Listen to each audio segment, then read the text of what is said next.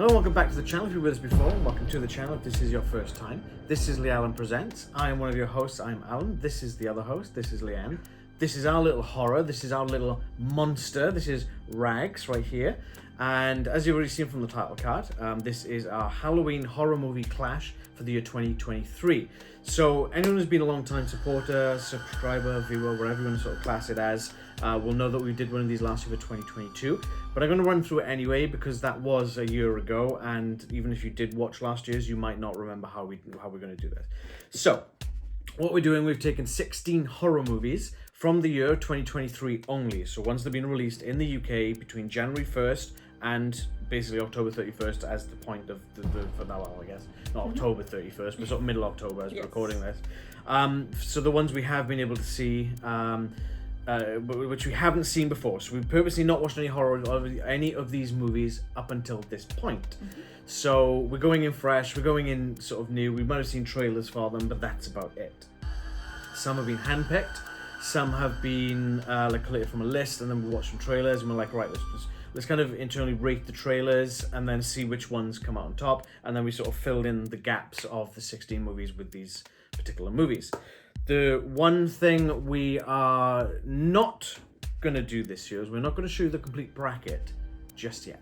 So we're going to watch these in the order of release. So starting from January 13th with the first one, which we're going to be talking about in this particular episode in a few moments, all the way, as I say, through to the sort of middle of October-ish. As we talk about the films, we will then populate the bracket in a random position. So instead of going, oh look, these are the 16 movies, we're going to go, this is one of the movies. Then we'll watch the next one. That's when you find out what the next one is. It kind of keeps that tension. We want to kind of keep that tension in with it. So we rate these ourselves on a score of 1 to 5 on 6 different categories. Well, I guess you could do it like that. 6. Well, yeah. Like Scream 6. So we've got spook/gore factor, we've got story, we've got sound, we've got acting, we've got villain, and we've got visuals. Once that's done, we sort of add the totals up, and then when it comes to the finale, we will be sort of going into the head-to-head mode. So film A might film off against film F, for example, and then we'll pick the best of those two, which we thought was the best. We'll kind of talk about why we think it's the best, and then we'll narrow it down to what we think is the best film of 2023 in the genre of horror, ready for Halloween, and you guys to get your spook on just like we are. Okay, Leanne. So the first film we've got is Sick from the 13th of January 2023. I'm going to be using my phone a little bit to just read a synopsis of each movie. I did try looking for some like budgets and stuff, but some of them were quite evasive, so I figured I was just going to scrap that. Cool. So as I said, the UK was released 13th of January. Sick is the name of the film. And the synopsis is a very brief synopsis. Due to the pandemic, Parker and her best friend decide to quarantine at the family lake house alone. Or so they think. Okay, Leanne, take us away. Alright, so our first category is spook/gore. Yep. I didn't get much spook from this, really. No. There was it's sort of more along the line of a thriller slasher. I was gonna say it's more of a thriller. Yes. So it wasn't exactly scary, but at the same time, it kind of plays on fears of the time. So very real fears with the pandemic and everything.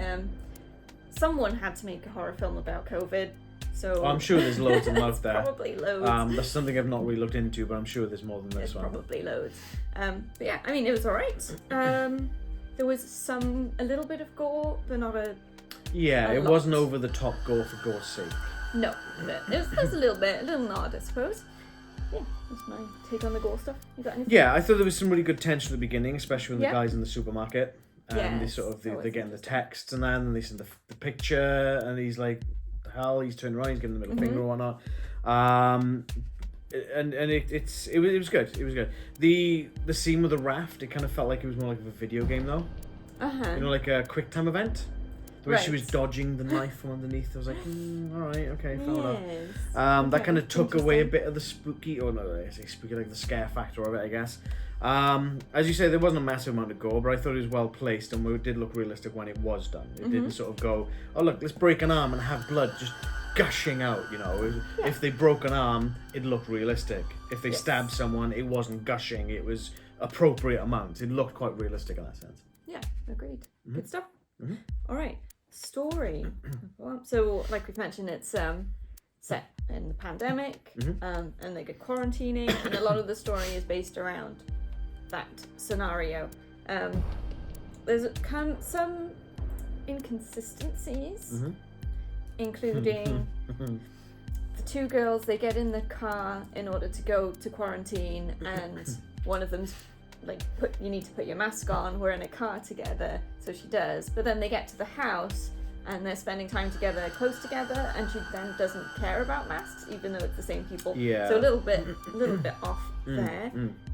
Also, coming out of the lake bone dry was interesting. Yeah. This is I mean, we fine. didn't see her coming out of the lake per se, but when she got to the first sort of house on there, she was bone dry. as you say, Yes. Which it didn't quite work. There were some really nice touches. Like, a favourite part of mine was the lady that she comes across in the car. Yes. And that whole thing of she wants to rescue her, so we think, but then won't let her in the car without a mask, and that's a whole thing. So that was a really fun touch. So there's quite a bit of comedy in it. Yeah. There was interspersed bits of it, yeah. And actually, I was surprised how well thought out the story was. I think for the most of the film, I was like, oh yeah, they're going to get to the end and it's not really going to be a real payoff. But they actually did explain the motives and all this sort of thing. So it sort of lifted it up a bit in my expectations. You just started sniffing your hair, that was weird.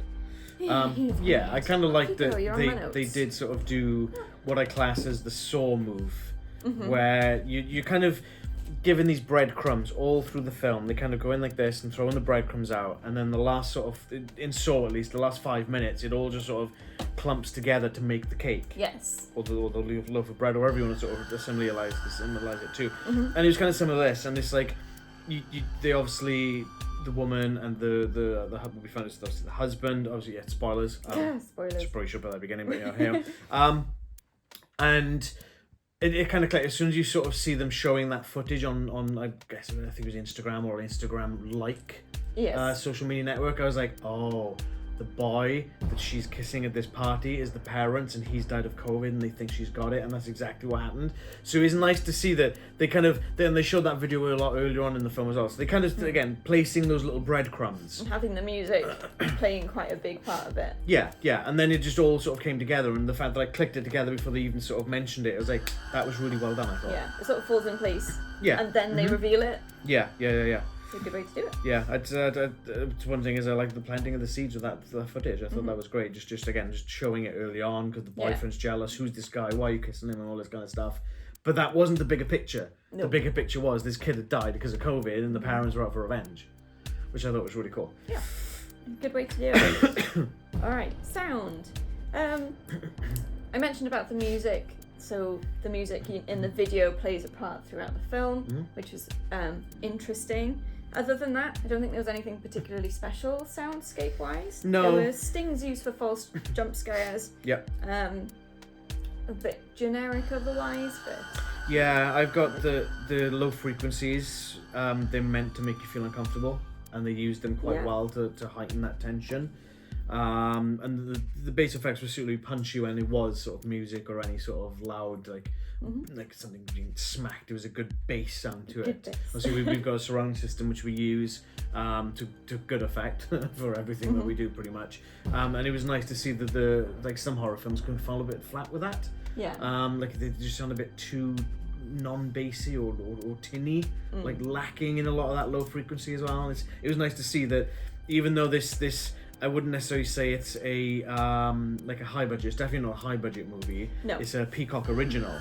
So it was nice to see that they didn't cheap out on the sound, and it almost made it feel like a high budget movie because of the way it was utilized. Yes. You know? Yep. Mhm. All right. Acting. Yep. One of the characters is a little bit hammy. Yeah.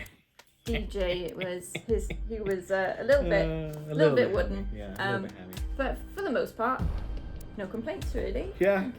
I thought it was good sound. casting, decent all round. One thing I have gotten here is good casting because they're not like your generic supermodels. They're not like really skinny big boob, like skinny waist, like that kind of person. It was just two girls straight out of college or university, I guess, in the UK, and they just looked like normal people. They didn't look like when House of Wax came out, I think it was in 2005, and they had Paris Hilton in it. Mm-hmm. Like, come on, she couldn't act away of a paper bag, but she's in this film as a main star, and it's like, oh, God, really? Yeah. I thought that it was a nice touch to have just two regular-looking people, and again, it kind of leads a little bit more into the story and technically the scare factor is that you can kind of relate to that. Yes. You know, we've all one of the girls was a little bit larger. Obviously, nothing wrong with that at all. But you can kind of assume that because I'm assuming we've all got friends like that. The look of maybe not your supermodel types. So it could happen to literally anyone. Yeah. And I felt that was a good way of just making it feel rather inclusive in that sense. Do we need to change this category to acting/casting? No. I was just that one thing I wanted to get in because it's like they didn't go, oh look, let's get a hot supermodel actress. Yeah. They just went for someone who was relatively known. I don't think there was any known actors that I know in this film.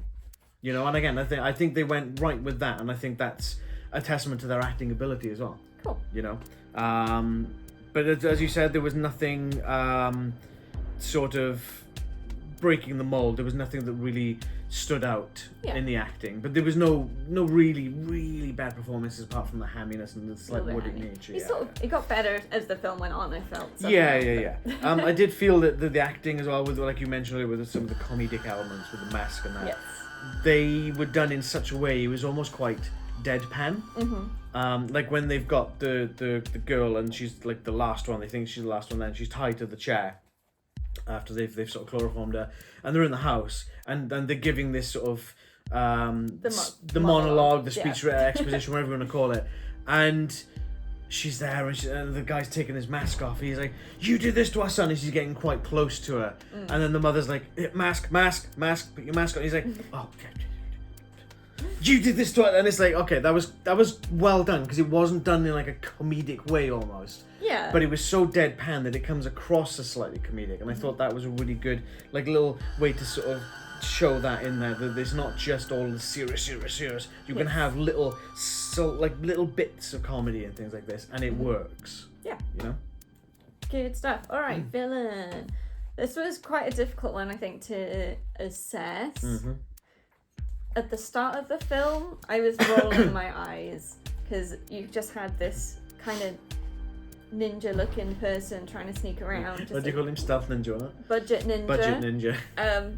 But then finding out the motive and who these people are, they're just regular people, so of course they're not going to be less than but more than budget ninjas.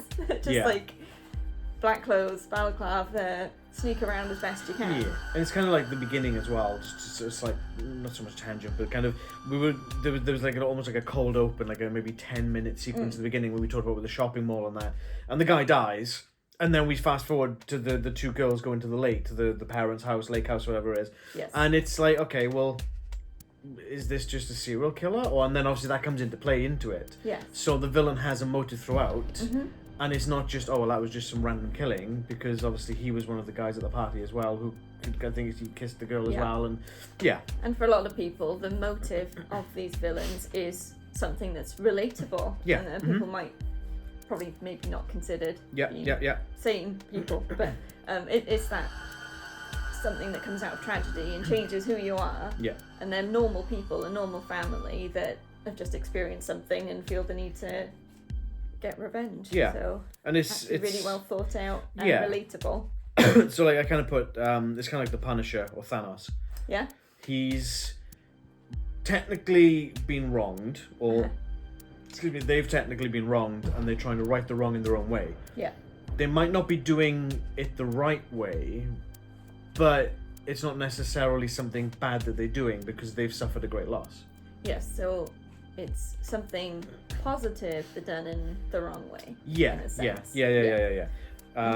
as you say, there's no real big bad evil per se. No. Because you almost kind of find yourself sympathizing with the villain. A little bit. Unless you count COVID as the big bad villain. Yeah, I suppose. And isn't it really? And obviously they do the COVID test on her as well. Yes. And she's like asymptomatic, and then American COVID tests are weird. Very different from British ones. Very. Anyway. Yep. all right. And then visual. There were some really interesting camera angles and camera tricks. Yeah, the cinematography I thought was really good. There was, for example, when a character remembered about an object or something significant, the camera would sweep across to that object quite quickly, as if they're like, all right, let's go. Yeah. Which I don't remember seeing that. It kind of feels like it was part of the memory of the person. I was like, oh, the knife. Yes. And it's like, oh, there it is. And it's almost like you're kind of being swept through the eyes of that person as they're sort of snapping to that object to know where it is or something to that effect, you know? Yeah, seeing their perspective. Yeah, almost. So yeah, I thought that was really clever. Something I always look at with these horror films and visual effects is how well they do a burning person. And they did alright. Yeah, they did pretty good at this. Yeah, they did pretty good. Yeah. It looked as believable as you'd want a burning person in a film to be. So yeah. I'm glad you put in a film at the end of it. Yes. I don't want to see one in real life. So those sort of aspects stood out. For the rest of the film, maybe nothing particular, but they give it some credit for me. I think you've pretty much copied my notes exactly, because I said this really good cinematography. The on fire bit looked really cool. Yeah. Decently looked believable. But there was nothing that really stood out the norm with it. There wasn't any need for any special effects, any CGI or anything like that. I'm guessing all of the like blood or gore, whatever you call it, sort of the horror elements itself, they kind of look like they were practical effects. I might be wrong, so. But if they're not, then that goes to show the credibility of the CGI team working on this one. Yep, definitely. Any final thoughts on this one? It was alright. Yeah. I think I was expecting it to be naff. Someone just wanted to make a horror film about COVID. It's going to be a rubbish. Yeah. But it actually was quite enjoyable. And yeah, I'd watch it again. Yeah. Cool. Yeah. Alright. Okay.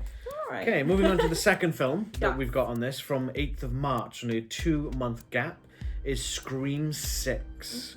Obviously the latest in the current 6-movie franchise. And there was a TV series as well, later 2 seasons of. So the quick synopsis. I'll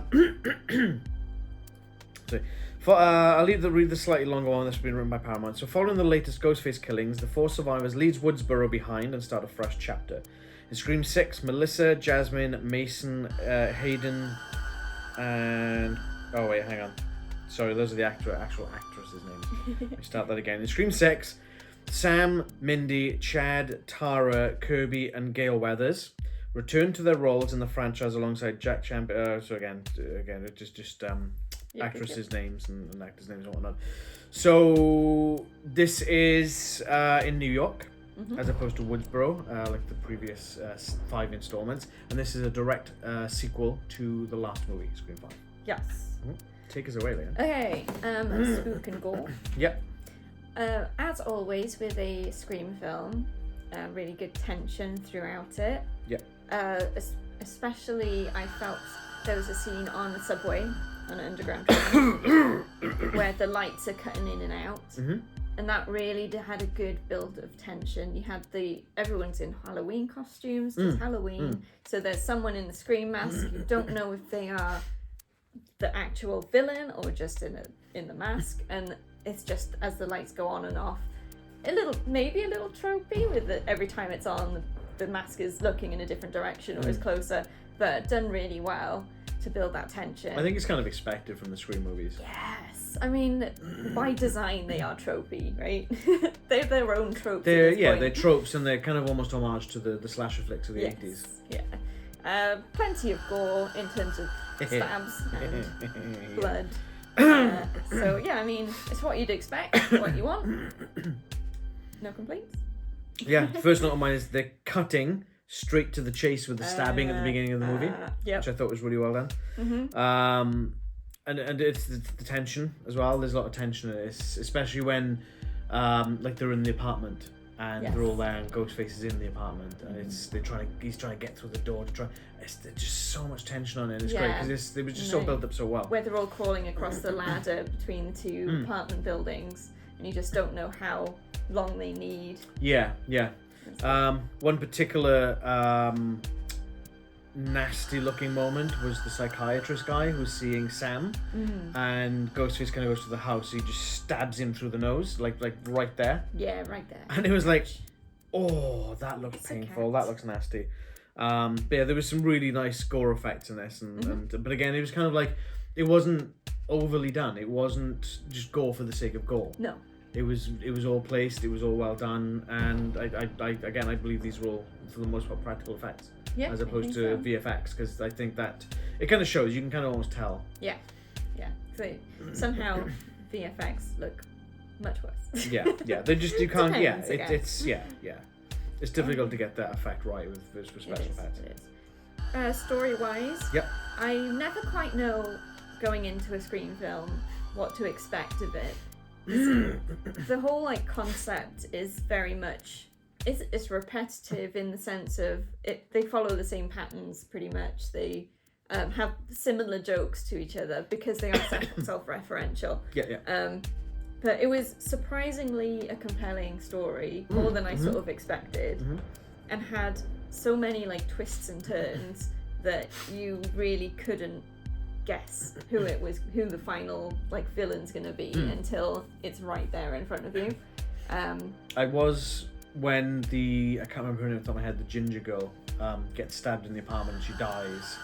I was like, oh, would that be a fake out? Would they fake that death and is she one of them? And I was like, nah, I just dismissed it out of hand. Yeah, guess what? Yeah, it's a fake out. Yeah, the usual self-referential pseudo-comedy that we've come to know and love from Scream. Yeah. Good. I liked it. Yeah. It was fun. I thought it was a good take on the survivor story as well. Yeah. Kind of like Sydney, where she kind of strode in with it like a badass. Sam's kind of doing that as well, but in her own way. And she's obviously a little bit more vicious with it. Obviously being Billy's daughter, technically, I guess you kind of get that bred in as well. As you say, keeps you guessing right up until the end. And then like the cop, I can't remember many names. I thought we watched like 8 films back to back almost. And it's the older cop. Kind of you think, oh, he's in on this. He's one of the things, right? And then they do a really good job of kind of putting you off that, and you think, oh no, it's not. It's the FBI woman instead. And then it is actually the cop, and it's like, like a double take and then triple take and crazy. Yeah, which is really good. I think the FBI agent at one point had Ghostface in sights with a gun and she didn't shoot, and it's like, you know what these things are capable of. Why wouldn't you just? Yeah. You know.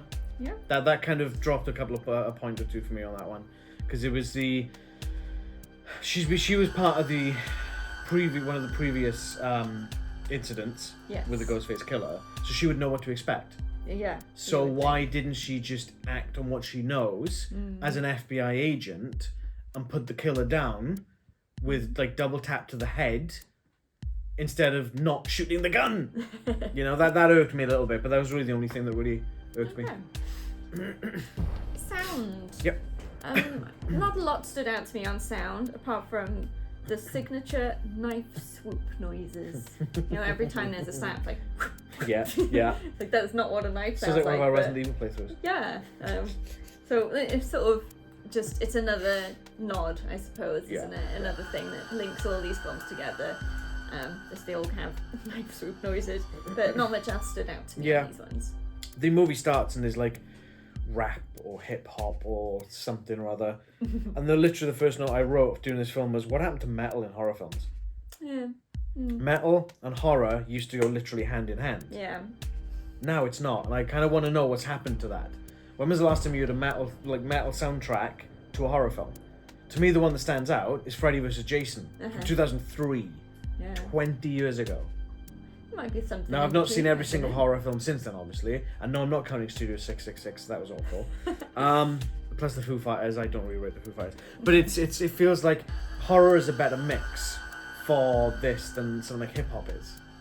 Yes. But are they doing this just to capitalize on the younger audience who technically always like this kind of stuff? Maybe. I don't know. Or because it's based in New York City, which has more of an R&B rap scene than a metal scene. Maybe. So now? Yeah. Who knows? Yeah, there was nothing out of the normality, but nothing really letting it down either. Yeah. There was nothing that was like, ooh, that was interesting. That was a good, But there was nothing that was like, oh, that was awful. Yeah. You know? Apart from maybe the rat. Kind of middling of the ground. Yes, I'd agree. All right then, acting similar to the last one, I guess. No complaints exactly. Yep.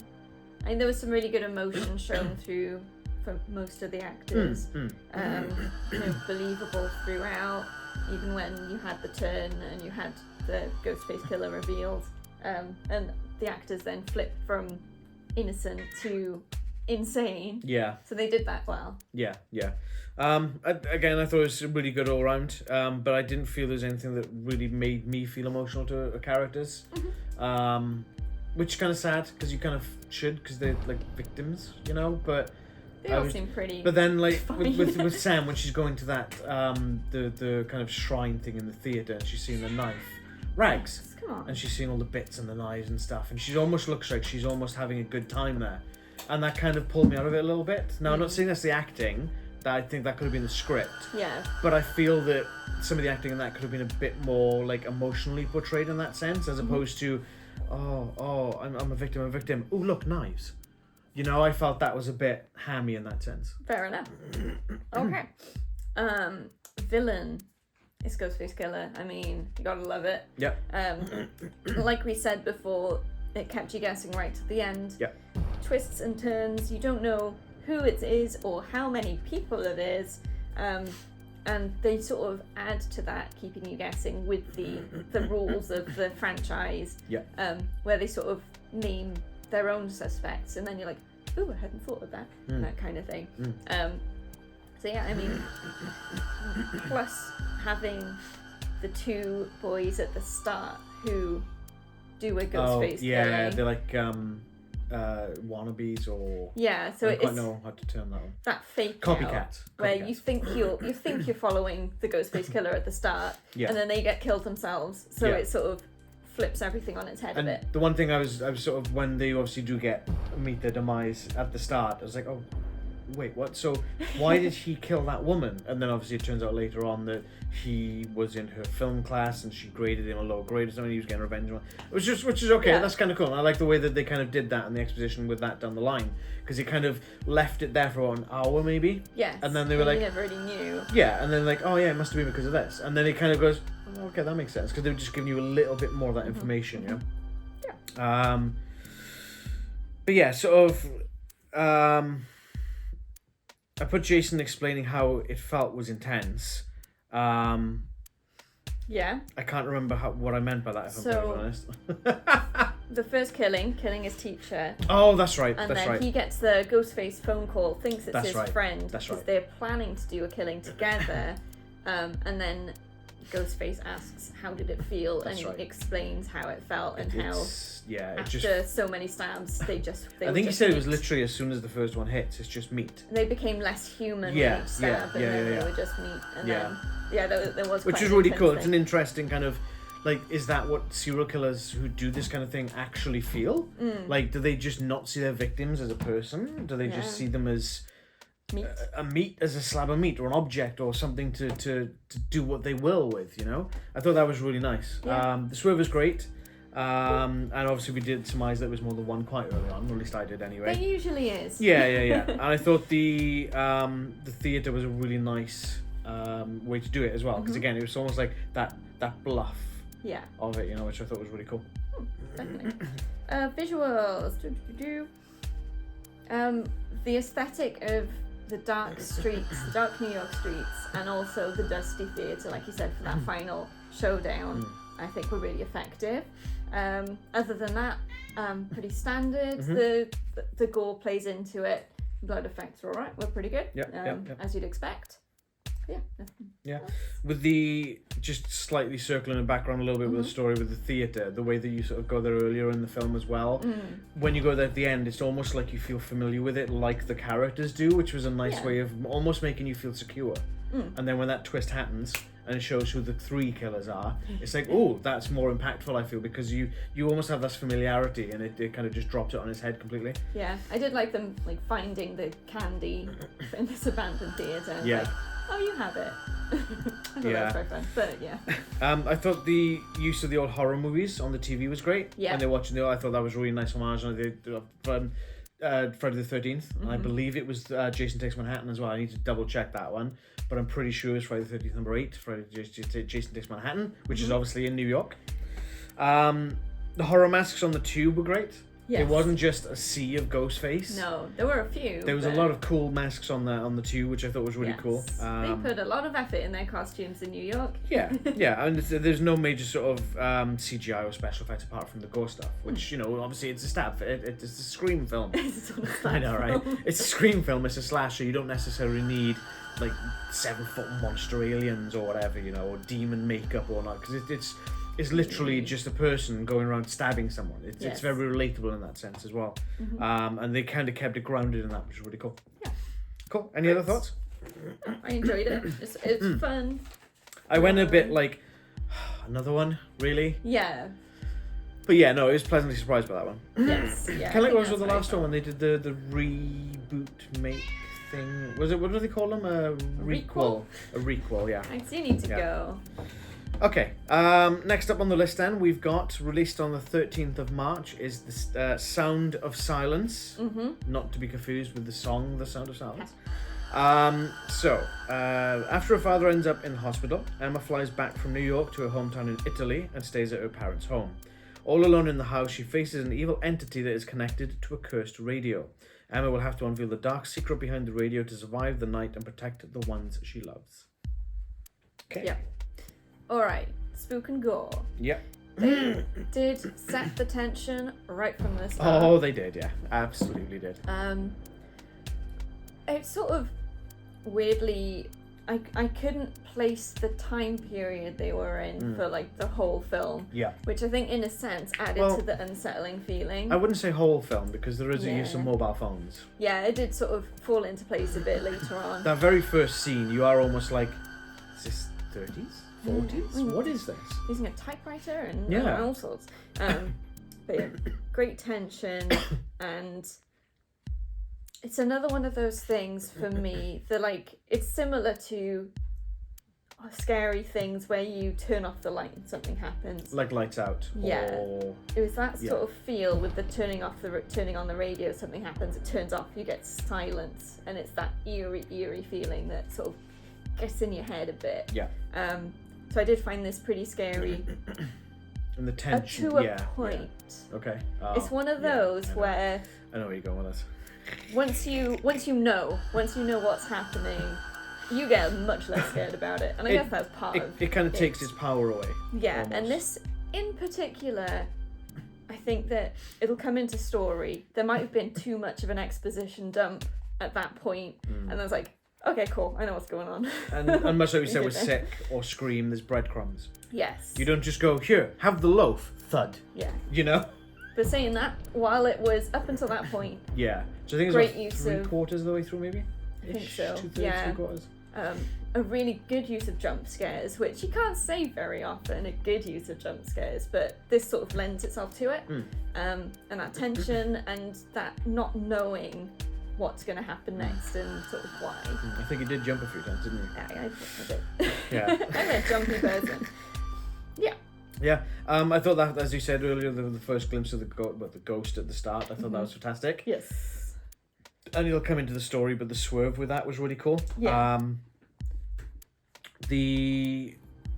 I put wallet / bike.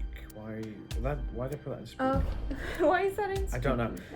I like you said about jump scares. I'm more of I rather tension. Yes. I rather the not quite knowing something is there, but kind of feeling that something is there. I'm not a fan of jump scares. No. I'm not a jumpy person. Like, I don't think you've ever seen me jump at a movie ever.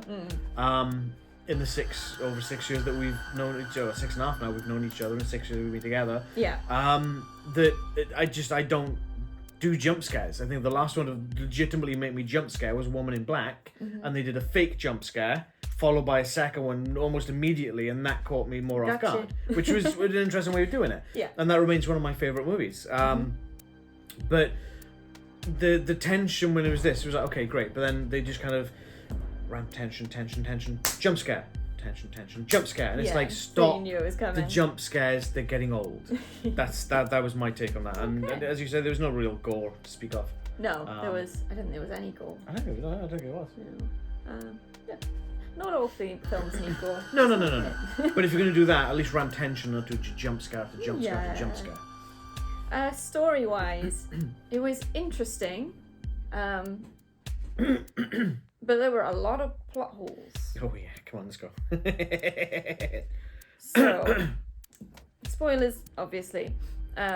So you find out at this massive exposition dump, our main character ends up like somehow going back in time and seeing. Doesn't the girl like what hold plays her out. like she does something and like this and Yeah, and transports it back in time so she can see what happened to cause this. I feel that the better way, and not to sort of cut you off there, but I think the better way to have done that would have been to see it from the eyes of the girl, Yes. as opposed to third person, almost. Yeah, but then you did get her trying to sort of almost stop it from happening, which was I felt janky. a little bit. So essentially, the man has been to war, comes back, he's got PTSD. Yeah. So noise triggers, and in particular, the voices of his wife and daughter trigger his PTSD. Gets to a point where he kills them both. Yeah. So basically, he's just a big dick. Basically. And this is where the first plot hole comes in for me, because jumping back right to the start of the film, where the man is fixing the radio and the woman shows up, it's the woman that attacks him. Yeah. Why is the woman attacking when they establish that she's the victim? So it could be a sense that she was trying to fight back, maybe. Maybe. It's a bit of a stretch, but It's a bit of a stretch. that's the only one that I can sort of think of. Yeah. Because obviously the spirit of the husband, or the father, depending on how you look at it, inhabits the man, Yeah. much like the woman almost, or the girl, inhabits the daughter. And then obviously the dad's wife in the cold open has to sort of fight back, and then he obviously ends up falling down the stairs or whatever. And it's that's the only thing that comes to mind. But it's a bit of a stretch. It's a bit of a stretch. So that's the main plot hole for me. Was I didn't feel like it was explained enough why that would happen. The exposition dump, the going back in time, was interesting, but also I don't think there are better ways to explain a motive of a ghost. Maybe like finding an old diary or something. I was just going to say letters or a diary or something. Yeah. It's a bit weird, like to give these spirits different types of powers. I don't know, just gets a bit messy. Yeah. The other bit I found weird was right at the end, where there was just like an unrelated short film stuck on the end. It's like, oh, we've got this time limit. We need to do something. Yeah. So the radio ends up going to this antique shop, and then the radio gets put in a drawer, and another antique is now haunted by something completely different. But then the painting that was haunted was the same woman that was the husband's wife. Was it? Yeah. I didn't think Did you it not was. catch that? I didn't think It looked exactly like her in my mind. I thought she was more posh. Well, maybe she was, and then she married this guy and was, I don't know. But it We might felt have like. to look that up, But then 'cause saying I that, don't think it was, but she might have been posh before the war, and after the war, she fell on ruin. perhaps. I don't know, but to me, it looked like the same woman in the painting. Then that Yeah. makes no sense either. No, I pretty much got the same thing as you. Yeah. The end after the radio resolution just felt pointless. It left it wide open, and I don't see why you would want to do that. No. You if you're smart enough, you finish the movie and leave, again, there's that word again, I'm going to use it, breadcrumbs. Yeah. You know, and then you pick up on threads in a possible sequel. Not that I think that's going to get a sequel. No, I don't think The cold open was great and it had a good Yeah. start, but then it just kind of nosedived a little bit, I felt. so. It did a bit. Yeah. Okay then, sound. Yeah. Now this is, I think, a strength of this film because the concept is all around sound. Yeah. So sound is Key. what causes the entity to react. Yeah. And silence And means actually it's show at up. Yeah. peace. Yeah.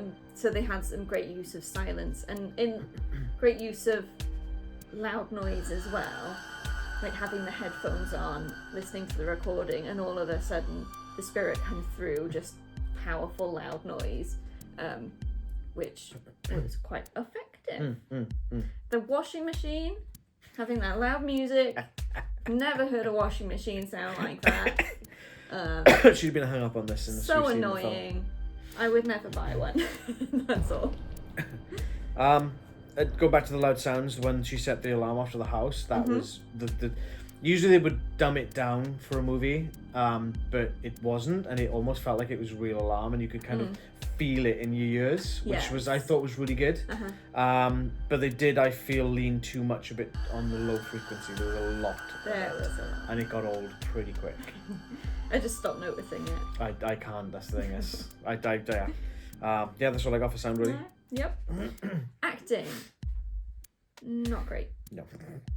Particularly dialogue. I don't know if this was an American film or an Italian film, or perhaps they had maybe people acting in English whose first language wasn't English, or they just weren't great. So I can find out. Okay. Some of the line reads were clearly line reads. Yeah. I mean, the running scared bit is I feel like would be quite easy to do. So, but yes, the acting itself, not particularly impressed. It pulled me out a little bit. There's no Wikipedia page. I'll just keep it out there. It's So, all good. I mean, I've got the same thing of some of the main actresses' lines were delivered very flatly. Yeah. And it just didn't seem to come across very well, I felt. The parents as well. Yeah, but then if they're living in Italy and obviously English isn't their first language, then so be it. But she's fluent English. She's living in New York with this other guy, and he was, I'd assume he was American or whatever, but his lines felt quite flat as well a lot of the time. Yes. Why? So here's one for you, right? Okay. So going back to this sort of end short movie thing with the tact in the end, right? The guy brings the radio to the woman. Yes. Okay. She takes it into a workshop or house, wherever it was, puts it on the thing. She goes to reach for the knob, and then she's like, why did she nervously turn it on when she didn't know anything about the radio? What I saw there was she went for one of the knobs and then went for the other one. I think she stopped on the other one too. So she went for one, she went for the other, and I seem to remember her hand doing this. Maybe she felt maybe she's sensitive and had an even feeling. I don't know, I just felt that was a bit weird. But you can, maybe the acting wasn't great, but someone will say, well, it might not be the script that was great, but the actors will have input on the script. You always hear people on, and going back to one of my all-time favourites, Lord of the Rings, and Peter Jackson being the director there, the actors like Christopher Lee or Ian McKellen or Ian Holm or Sean Astin would go to Peter and be like, what about if we put this in? I don't feel that, could we tweak this a little bit? And the actors are allowed to put input into the movie. I think that very much depends on the movie, the writer and the director, whether they allow that. Yeah. And also the actors, whether they want to input. Yeah, but that's what I mean. So I feel that the actors, if it was me doing this, I'd be like, right, I think we might need to tweak a couple of things personally and just hear me out. And a good director will listen to the actors. And then you get fired. Well, no, the good director will listen to the actors. That's the thing. You know, I've never heard of a director going, no, sod off. I'm not listening to you. I've never heard of a director doing that. I've heard of directors doing either. Yeah. Well, anyway. Rex, come on now. You're being silly. I can't, yeah. Don't worry about it. Yeah. Alright then, villain. Like I mentioned before, pretty scary. Yeah. Then they were explained, and I was like, oh, okay. Yeah. Yeah. It's not particularly stand out from there, but the concept initially, I was really intrigued by. Yeah. Sort of it was, I put swerve as the wrong term to use really, but obviously you see the woman being the one doing the killing in the beginning, as it were, and then it switches to the father. So she's the actual villain of it. I felt that was interesting. It kind of tried to throw you off a little bit. It did. And obviously the father's possessing the males. And then the girl and the mother are trying to possess the female to try and stop. I don't know if they were trying to possess. Well, what was the girl doing and showing her the past?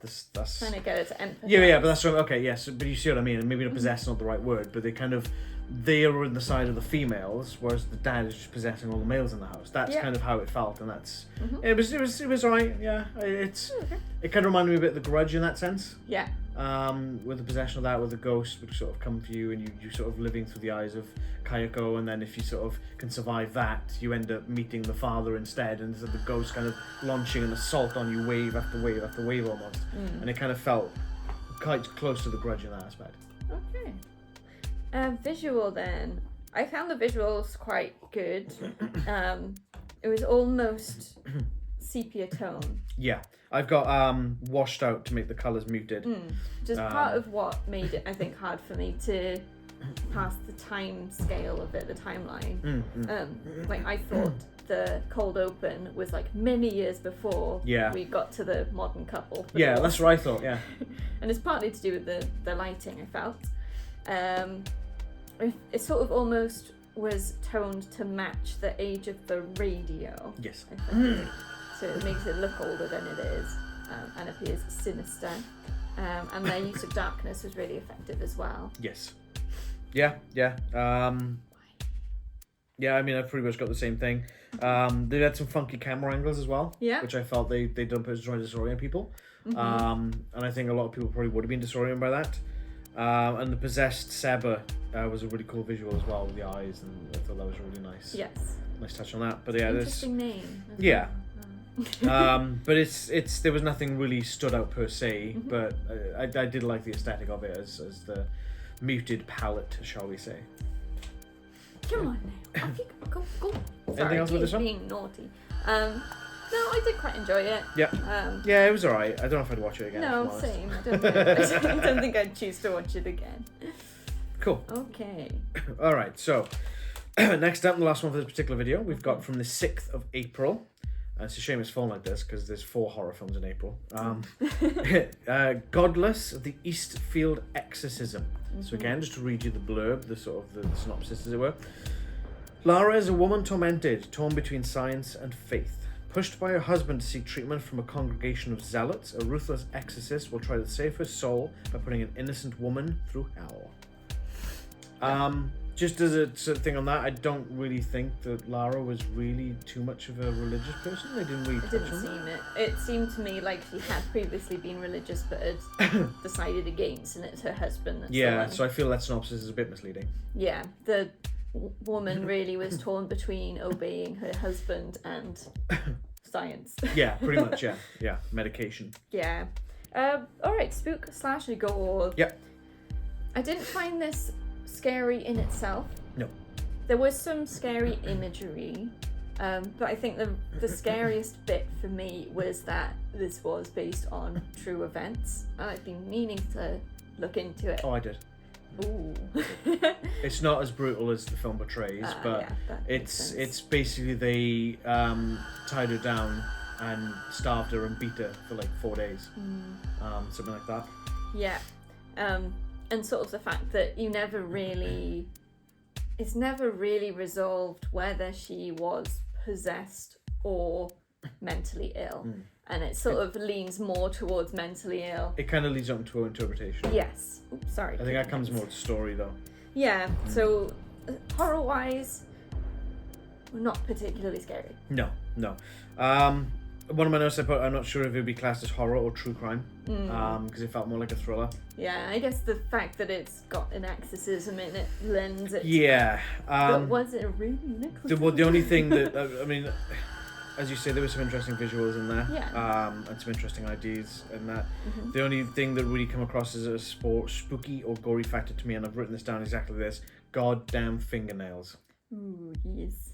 He did not like fingernail stuff. I hate anything to do with fingernails in horror movies. That's the only thing. Nope. Yeah. So yeah, but I felt it was more of a thriller. Yeah. Kind of like people say, "Oh, Silence of the Lambs is the best horror film of all time." No, it's a thriller. Yeah. It's not really horror. Yeah, like you say, like true crime, crime-based things. Yeah. Story. I did find the story, like, aside from the horror stuff, I found the story really good in terms of seeing the situation from multiple perspectives, like how different people view what's happening. So you've got the husband who's seeing it from a very religious standpoint. He's adamant that it's a spiritual problem. Yeah.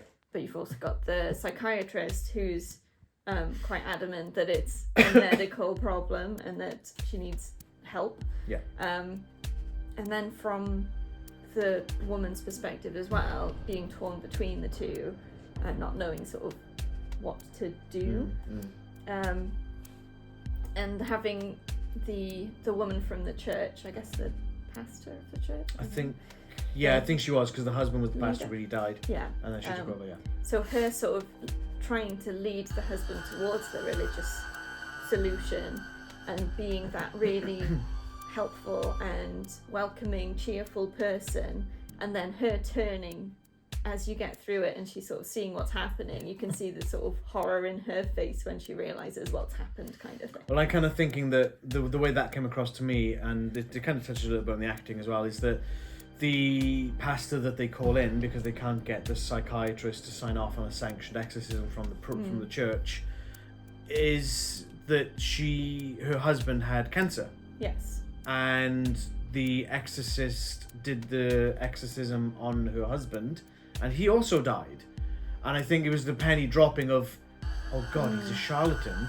He murdered my husband. It was kind of like, that's the way I kind of felt that she was looking at him. It was like almost like and you know, I'm not a religious person in the slightest, so I don't mean to offend anyone with this, but I don't believe in any deity or God or whatever. But for me, that's like someone going to someone who is religious and going, your God isn't real, and making them believe you. Because that priest, that exorcist, did the same thing to her. He was like, right, well, your husband was possessed, he's now in heaven because we exorcised the demon, but it was too much for him and he died. Well, no, he died because he didn't get treatment. Yeah. And you helped to push him and kill him. So, and I think that's the way it kind of twisted that into it, which I like that little sort of thing to it. You can see that realization come through, and it was like, her face was, wait a minute, you know? Yes. And the other bit, story-wise, was seeing, during the film, you saw the woman sort of almost hallucinations and the things that had led the husband to believe she was possessed. So like the dancing outside thing when she was in a trance. Yeah. And then right at the end, you get those little flashbacks to when they had the kid and she's dancing outside with the child. With a different father, I should point out. A different father? He's a different father. I thought he just had more of a beard. He died in the crash. He died. He couldn't get out of the car. He burned alive. I thought that was the guy in the truck that they crashed He did as into. well. I think She I've got out. misinterpreted that. She I thought got they out. both got out. The husband. Otherwise, the husband would have known, right? No, I think he did. I don't know. Maybe we've interpreted that differently. Maybe. Got me thinking. Okay. Yeah, but that was basically it. Seeing the sort of the explanations why a psychosis might cause her to do those things. Yeah. That then appear to someone else as a possession. So yeah, I've really enjoyed that story aspect, the psychological view. Yeah. I need to look into that because I get the feeling that it was two different people. They were two very different face structures to me. Yeah, because it looked like do a lot. Because it looked like to me she was just like a hippie. But then, if that's the case, he would have known that it was a mental issue because of the child, right? But he knew. He was saying he knew that there was a crash, that there was a child. I think that seemed like it was there. He knew about the tragedy. Yeah, he knew, but he wasn't involved. If you say so. I don't know. I disagree. Yeah, I don't know. I could be wrong. Yeah, I felt The Exorcist was a bit much. I don't know, he's very in your face, which I wasn't really that keen on. Like, and it kind of goes back to what I said. I think I said it just after we finished watching it. It reminded me of the guy from Hillsong. Where I watched this Hillsong documentary about the Church of Hillsong, and the pastor there, he was like mid-20s. He was like a very sculpted looking face, very people describe him as a handsome man, and he used that to corrupt and steal money and take all this money from all the people in the church. Yeah. And obviously that was a big controversy with it, and it's I think he's still going through trials and stuff, but that kind of felt like that to me, that this guy was just power hungry, and I don't know if he believed in his own stuff or if he was just tripping on the power of like, yes, I am God's soldier, I am this great statue, you will all listen to me, or if he actually believes in this stuff that he's spouting out, you know. I wasn't quite sure about that. I got the impression he believed in himself right until that end point when she died. Yeah. And then he has that delusion sinks in. Yeah. I mean, that's pretty much it for everything else was decent. As you say, I thought it was a good story. It was a nice balance between Is it a possession? Is it just some sort of psychosis? Yeah, interesting. Sound. Mm-hmm. I'm not quite sure I remember why I wrote this note. I've put nothing special, and I've also written some out-of-place sound effects, and I can't remember what I was referring to, I'm afraid. Okay. I'm not sure about that one. I didn't... I think it might have been quite squelchy noises for, like, punches. Or maybe. think. Yeah, maybe. I thought that the score was really good. It was almost like a haunting kind of music, which I thought was quite nice, and it lent itself well to it. But there was nothing else major to really speak of in my mind. Average? Average? Mid? Nothing wrong with mid. No. If you got other stuff going for you. I'd rather be mid than awful. Yes, perfect. Acting-wise, I thought the acting was great. Yes.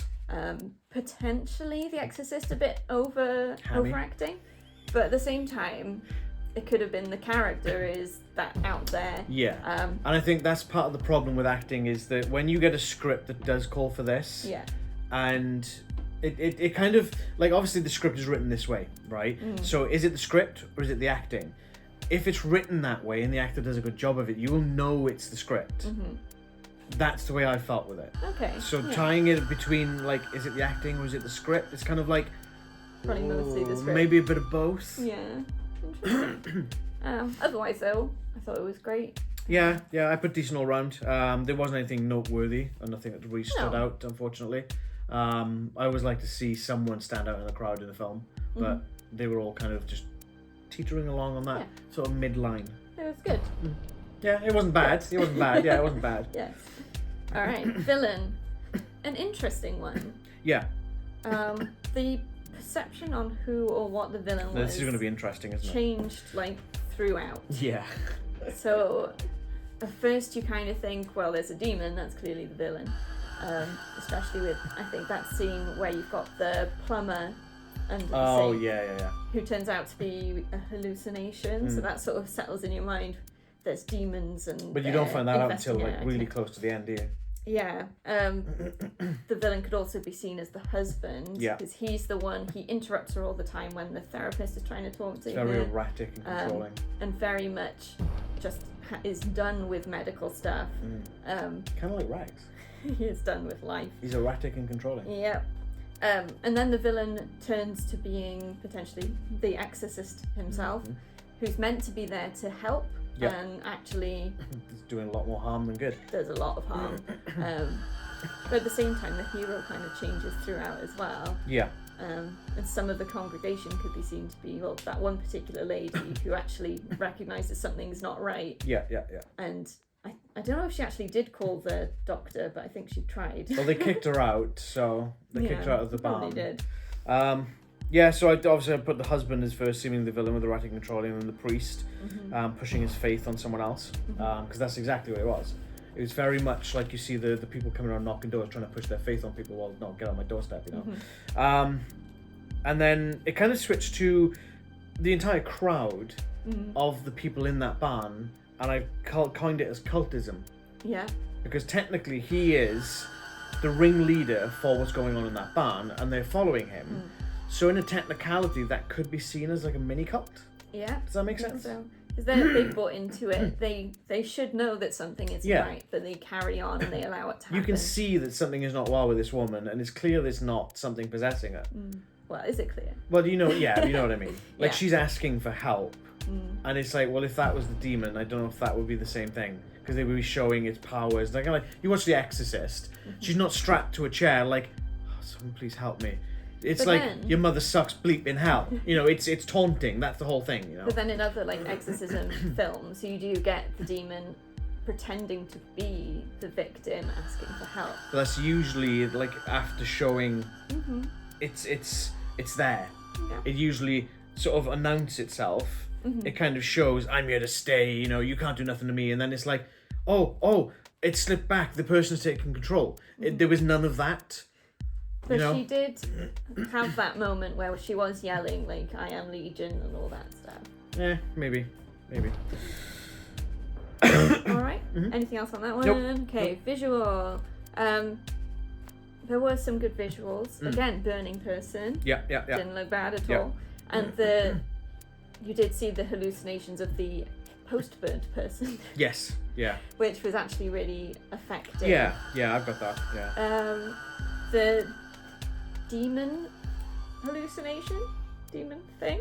I couldn't. I think it was on purpose. You couldn't quite make it out very much, but I think that might have been quite effective because if you'd seen it clearly, then you probably would be more likely to believe it's a possession rather than it's in her head kind of thing. Yeah. These are kind of vague.